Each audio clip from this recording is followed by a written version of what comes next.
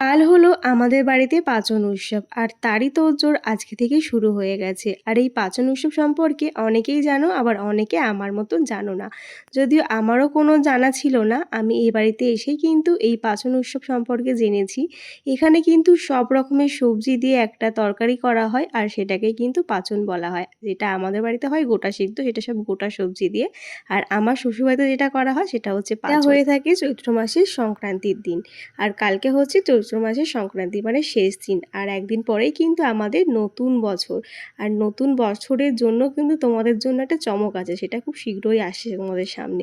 যাই হোক, দেখো এখানে কিন্তু আমরা সবাই মিলে শাক সবজি কাটছিলাম। আর এই পাঁচনে কিন্তু সব রকমের সবজি দিতে হয়, যেমন টক, তেঁতো, দেখতেই পাচ্ছ কত শাক সবজি নিয়ে আমরা বসেছি।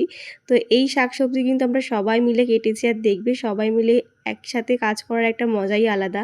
তো যাই হোক, এগুলো রান্না কিন্তু কালকে হবে আর আজকে কেটে কুটে রাখা হচ্ছে। তো দেখো ফাইনালি এখানে সব কাটাকুটি আছে। তো চলো কালকে যখন এটা রান্না করা হবে তখন তোমাদের সাথে শেয়ার করব। আর কার কার বাড়িতে এই পাঁচন উৎসবটা পালন করা হয় অবশ্যই কমেন্টে জানিও। তাহলে চলো আজকের মতন টাটা, দেখা হচ্ছে নেক্সট ভিডিওতে। বাই সবাইকে।